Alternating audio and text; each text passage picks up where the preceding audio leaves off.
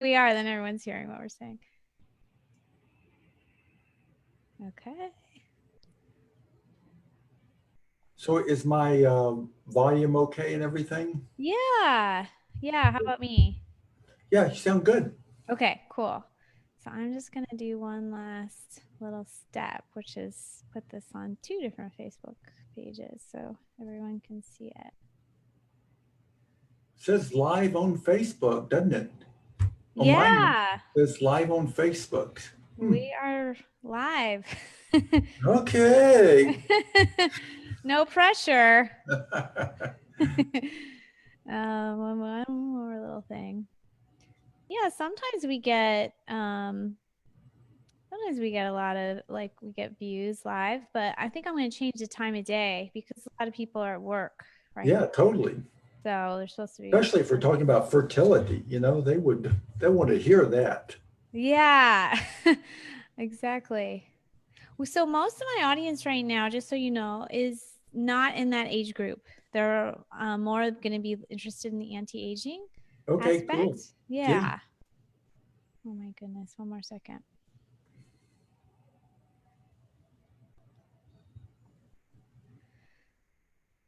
So I'm curious. We might as well talk while I'm figuring this out. You're an acupuncturist, as am I, and I'm just so curious how you got so interested in mitochondria. What's that story? That story is about that we occasionally we'd have those um, patients where they would conceive and then within the first 2 or 3 months, there'd be a failure. Okay. And so I started looking at that, and it turns out that the female egg has about 100,000 mitochondria in it. Yeah, So right. It's like the most mitochondria heavy like dense. cell, right? Yeah, it's huge. I mean, compared to like a heart cell would have like from 5 to 8,000 mitochondria in it. So, Oh, okay. so this is huge. And so if you think about it, all this initial growth from a single cell to a multi-cell organism occurs within the first 3 months. And so Yeah. the mitochondria really drive all that. Yeah, I know well, this is interesting conversation. I knew those first, few weeks were really critical too. Like that, if you don't make it through those first few weeks, that's usually a mitochondrial failure, right? Hmm. Okay, but I hadn't really known that even goes beyond that to the first few months. Yep. Okay, so Yep. you're working with your fertility clients now to optimize mitochondrial in all of them Oh, or I just mean, certain we still cases? see a lot of fertility patients here in the clinic, but I mean, really, a lot of the stuff we're doing now is, chronic or old or age-related diseases. Okay. Both it goes both ways. Yeah, and I guess when I think of mitochondria, I think of energy first. I'm sure it does so many things, but is that a lot of what your clients are seeking is just more energy as they age? Well, I mean, yeah, energy is one thing, but I mean, I mean, what's the statement is like one disease, many treatments, or many diseases, one treatment. Yeah, it's true. Yep. Yeah. Yeah. And Okay. so, I mean, we see it manifesting in many different ways. I mean, occasion. I mean, we do get people who come in and say, "Hey, I'm having low energy and stuff like that," and the mitochondria could be a place where we would start really looking at, but could be other issues too. Could be, the microbiome. I mean, could stress. I mean, there's just a number Certainly. of issues that could be. Okay. So you've written a book Hmm. called, let me get the name right, Your Mitochondria Key to Health and Longevity.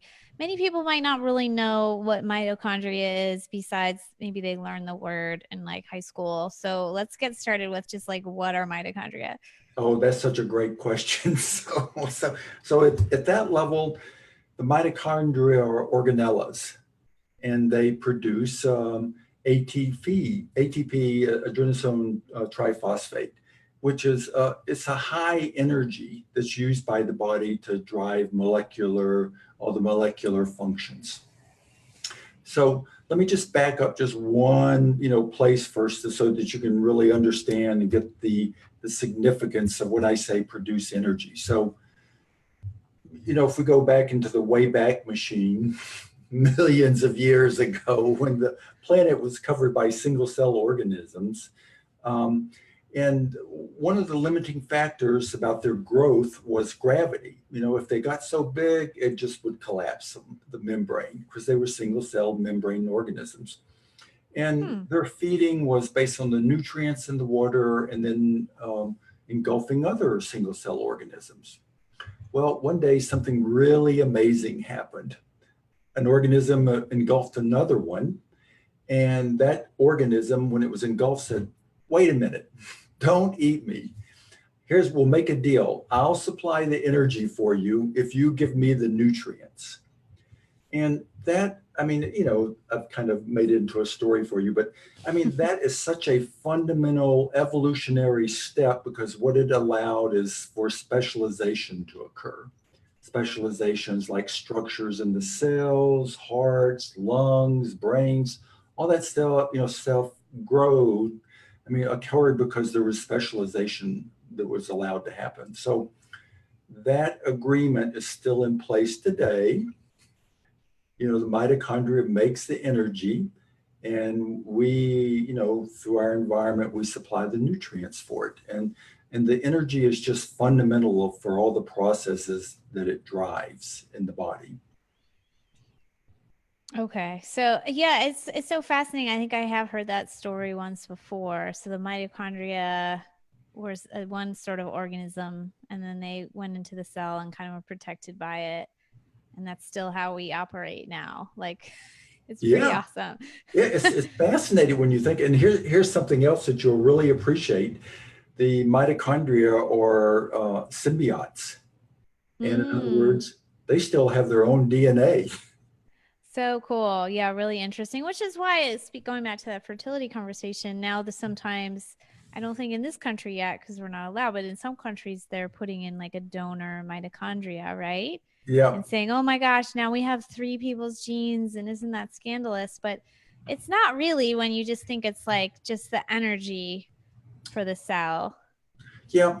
Well, so and here's one other little piece to consider is like the let's see, do you remember the Yellow Emperor's book to get a little nerdy with A you? long time. Yeah, it's been a Right. while, but Well, yes. there was a statement in there that always fascinated me about that the mother's essence gets passed on to the offspring. Predominantly, it's the mother's essence that gets passed on to the offspring. Mm, And I never could really understand that because I had that genetics upbringing and all that stuff. So, but essentially, they've been research has indicated that there's a mitochondrial Eve because the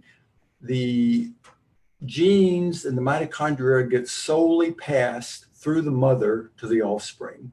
So there's yes. no male genes in No. there for the mitochondria. It is pretty fascinating. It's really cool. It's really Yeah, cool. Yeah.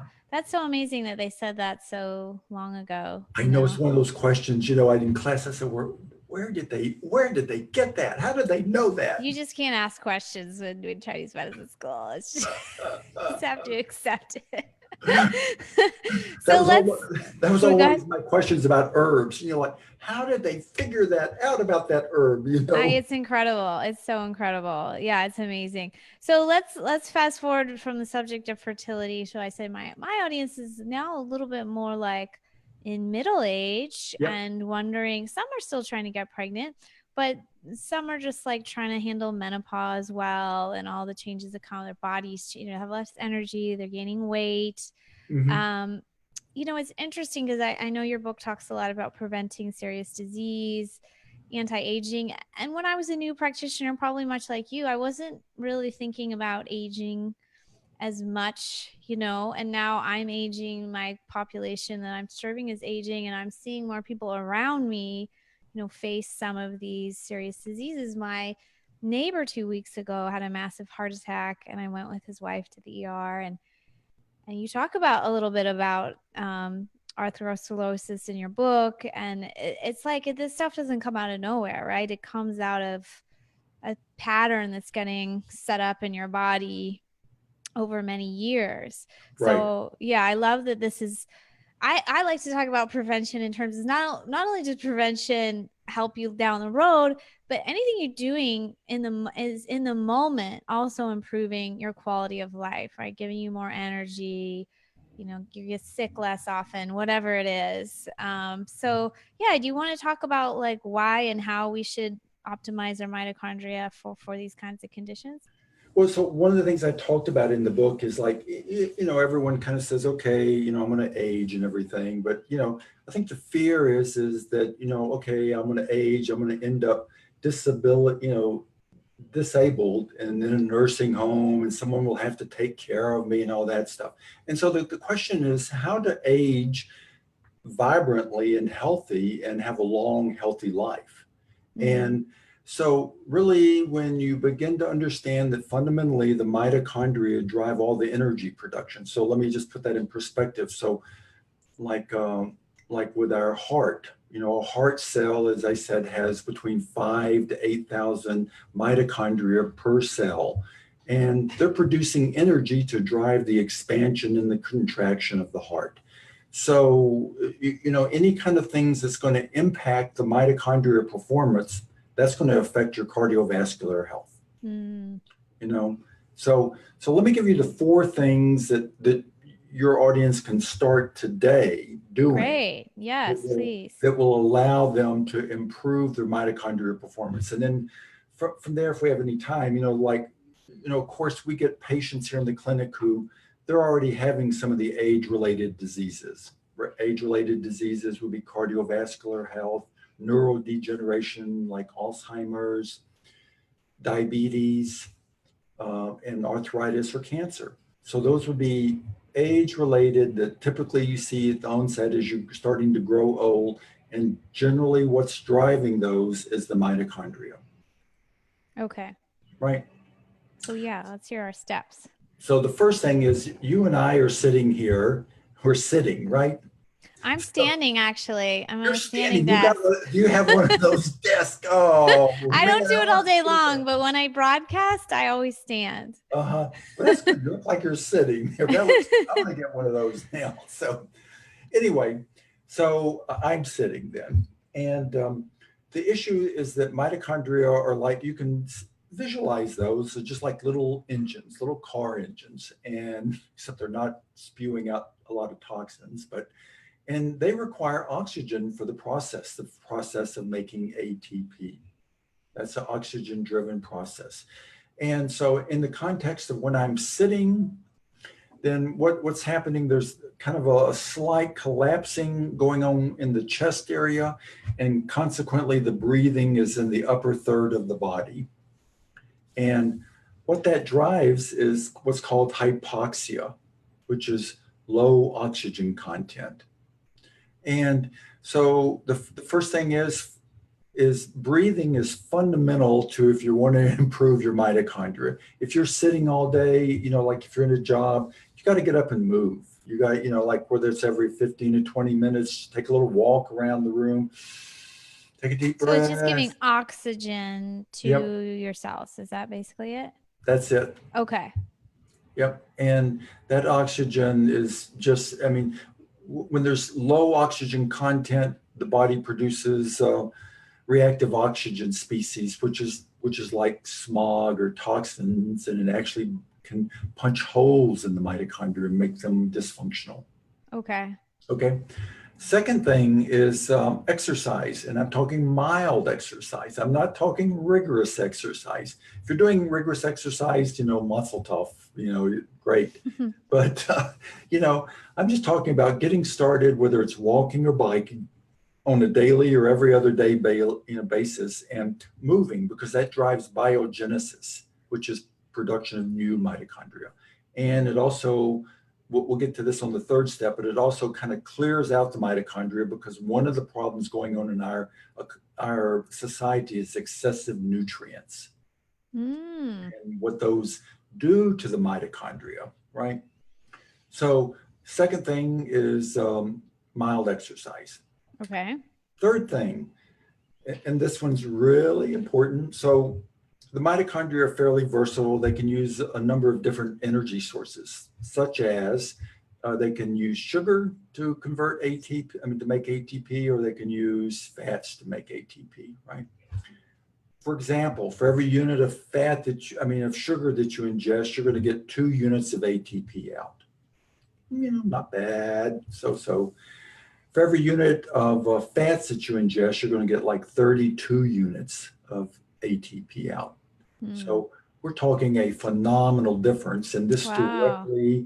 directly relates to people's questions about, when they come in about energy, right? Yeah.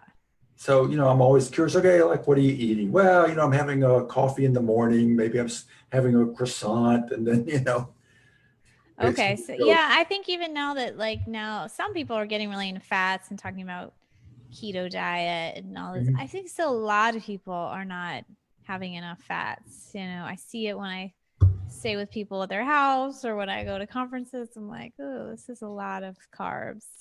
Right. And they have a profound effect on driving the age-related diseases. Okay. So fats, and so when I say fats, I'm talking about good quality fats, not the transgender fats and things.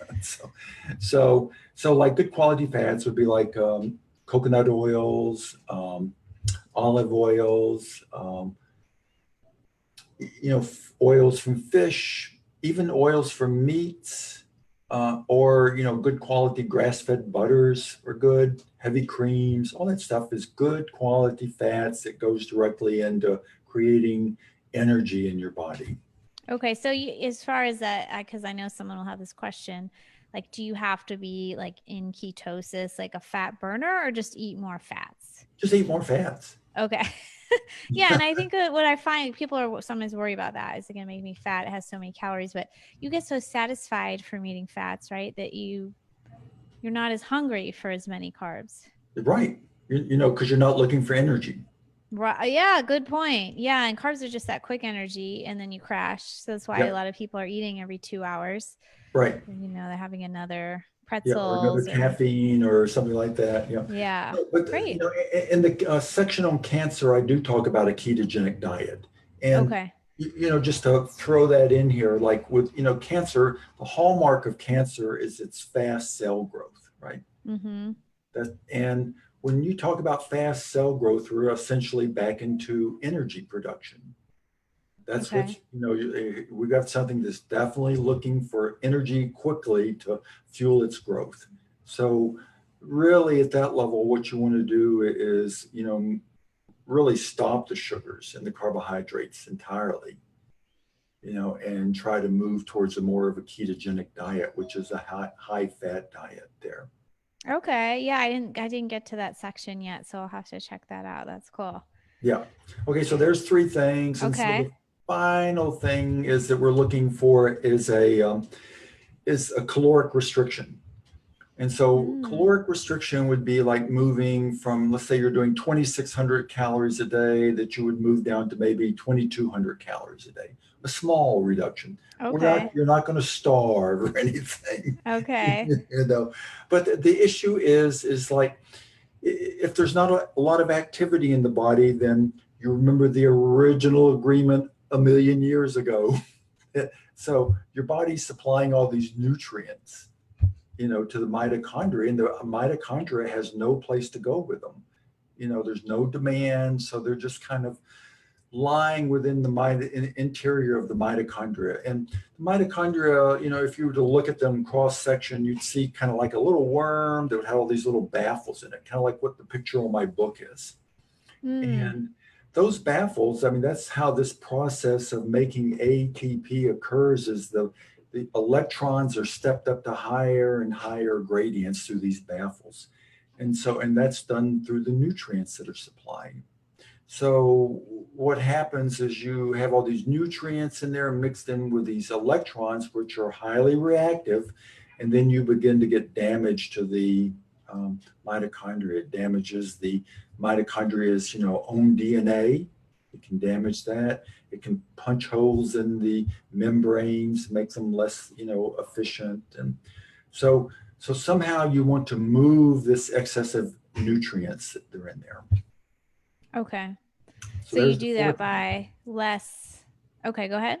Well, you do that by two things is like you're beginning to add a little exercise, right? And Okay. then to move the excessive nutrients. And then the other thing is you're reducing your caloric intake. Okay. Interesting. Yeah, I remember. Do you know this? I don't just off chance. Do you know the author Suzanne Bennett? I do. I know You do. Suzanne. Yeah. Oh, you do. Yeah, she's a Yeah. chiropractor out there in California. And What are the odds? Yes. So she was our practitioner for a bit. I don't know if you know, we went through toxic mold and certainly very damaging to the I saw that in HCP. one of her posts and everything. Okay. Yeah. So she has, I don't know which book it is that she has. She has a This, mitochondria book. oh, okay. It's that one. Yeah. I interviewed her on that a long time ago. And she talked about exercise as well. I think she was a little bit more, well, kind of like A, do what you can, but B, if you can do like a little bit more aggressive, like weightlifting or sprinting, because that's really going to cleave off some damaged cells. Do you disagree with that? Why are you laughing? Well, I don't disagree, but like the difference in her book and my book is that I'm dealing specifically with the age-related diseases, which Oh, her gotcha. and when I get a patient in here who's dealing with cardiovascular diseases or things like that, or they've had a stroke.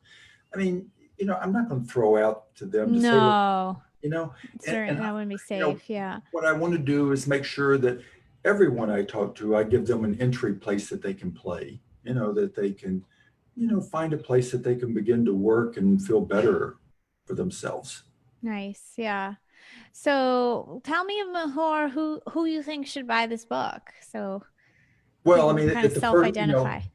so there's at the first cut is like, if you're concerned about aging, Okay. it's something that's kind of okay, you're past 40 now and That's when you've when it starts. That's when the concern starts.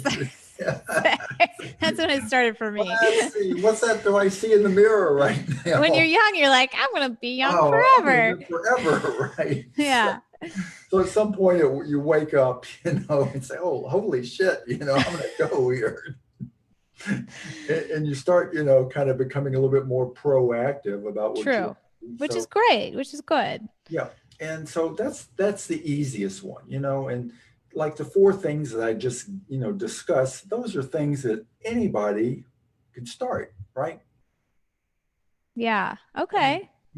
but then there's a whole nother group that that are definitely dealing with the age-related diseases. They have diabetes, they have macular degeneration in the eyes or something, or they're having arthritis, or they're just all those things, and they're looking for some relief Okay. and some long-term relief. And and they're thinking, oh my gosh, I've got this started now, what am I going to be like in 15 years? Yeah, it's pretty scary. It's pretty scary. And what I hate the most, and it doesn't really happen with my audience, is people say, "Oh, I'm just getting older. It's just how it is." I've had clients tell me, take me behind the shed and shoot me. I'm not, I'm just getting older." I'm like, please don't think that. No, I've got a second book coming out that will be out in October, and it deals specifically with that, what you just talked about, that Mm. mindset. And those are like profound. I mean, they have that kind of thinking has a profound effect on us. Yeah, I think my last interview was with Deborah Atkinson, who does fitness over 50. And she's like, yeah, don't say those things to yourself that, I even said when I was young, and she's like, don't say that to yourself. You can say younger, but don't tell yourself you're old now, because then you feel old, Yeah. Well, I mean, it's really very entrenched too, because we have patients that come in and said, I've got the doctor told me I had diabetes. I want to try some alternative stuff, but my mother had it and my grandmother had it, and so it's like, That's also, yeah, the generational, like, oh, well, everyone in my family's overweight. Well, everyone in your family's eating the same crap is that's right. probably why. Yeah.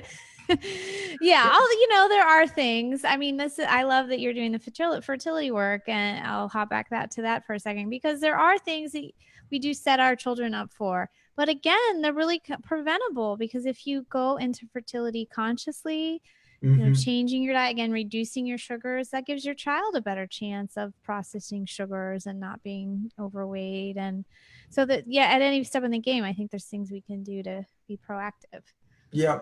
Well, I mean, there are these, like in genetics, there was this belief that once the genetic code was discovered and, sequenced and everything, we'd know everything about ourselves and we'd be able to deal with these things. That is not the case.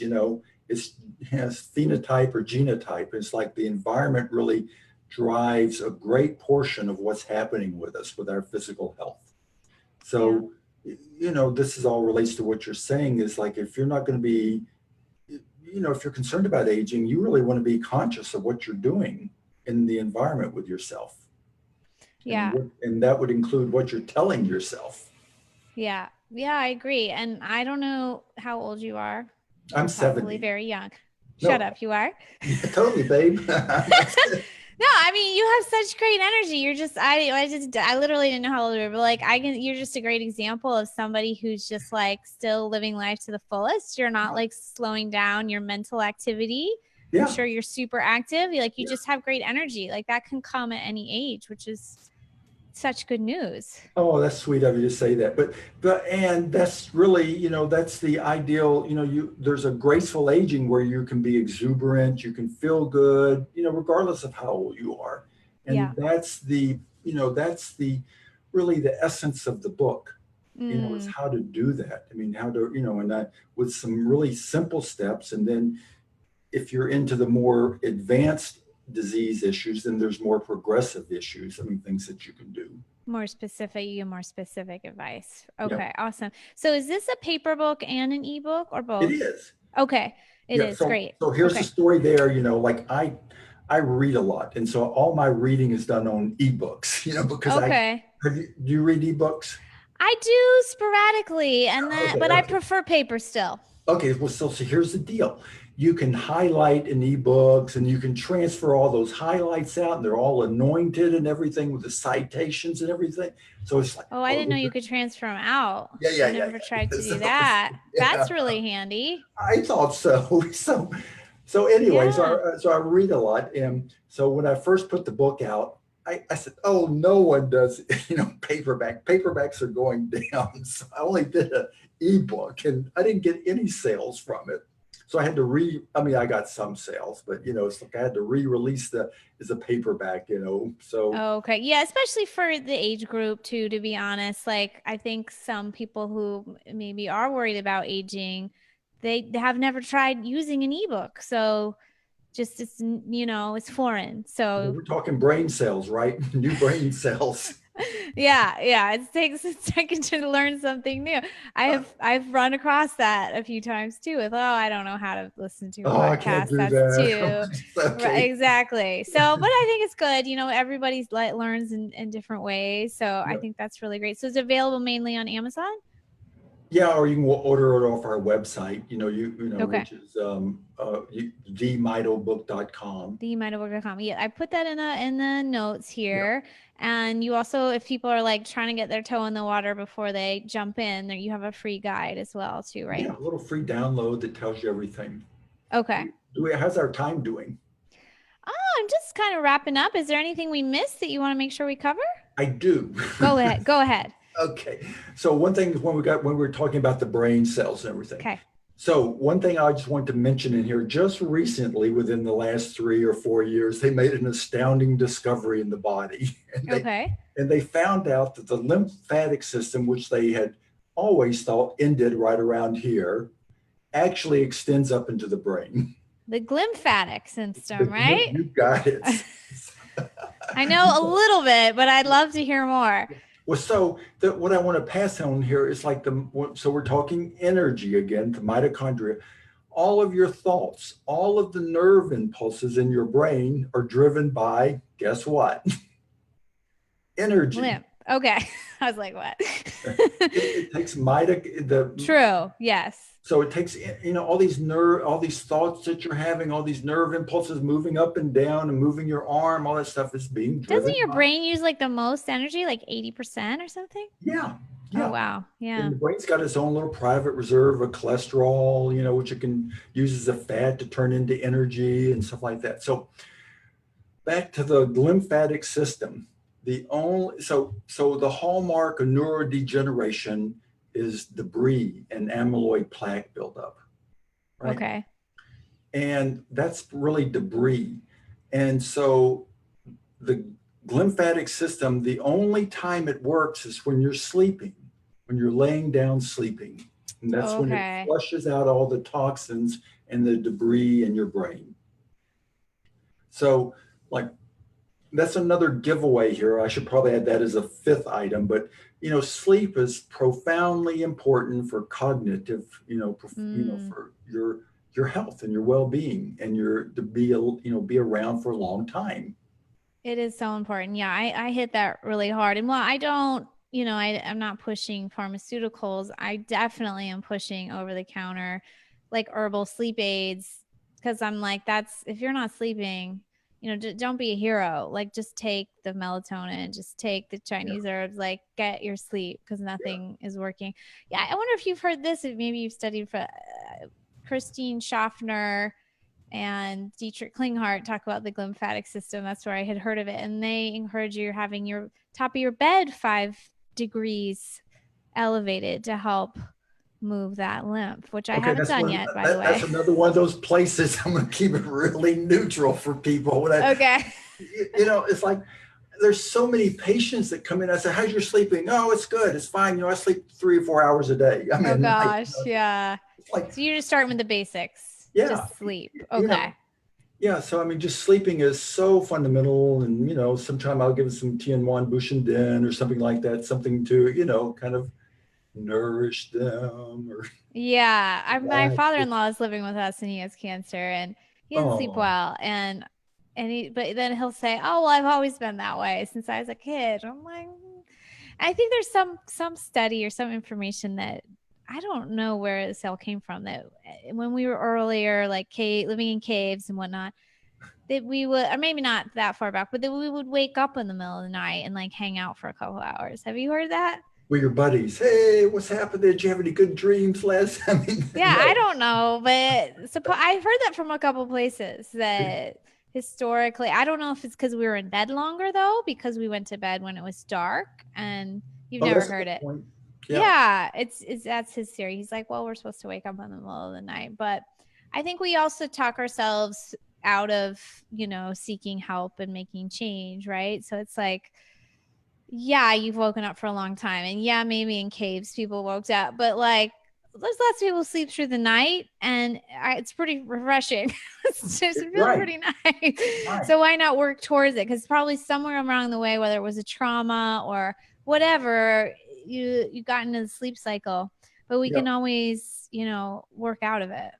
Right. Yeah. I think that's the thing is that I mean, okay, so you have to acknowledge it to yourself rather than accepting it. That okay, this is the way life is. I'm just going to deal with it, and then from there, there's find a solution for yourself. Open Yeah. the windows, turn off that TV in your room. Yeah. There's so many sleep hacks, right? And everybody probably needs a different solution. Yeah. Yeah, I love it. Well, I'm so glad we met, Warren. We will share this link for your book, and when you come back when you do that mindset book, and we'll share that as well. Oh, cool. Well, it's always fun hanging out with a fellow acupuncturist. Yeah, we talked a little Chinese medicine. We got a little, we got a little Yeah. bit in there. I don't talk about it much anymore, but you brought up some great things. These just really these foundational concepts we do carry with us, even when we go to study mitochondria or other things, is just like yeah, these core things about generational health, and it's really beautiful. I mean, it's fundamental, and I mean, those things have to be questioned. I mean, it's called deconstructive dialogues, where you begin to look at this and, well, what's this all about? Why am I saying this to myself? Yeah, I love it. Well, thanks again for your time and your expertise and your work you're doing for the world, Warren. Thank you. Bye now.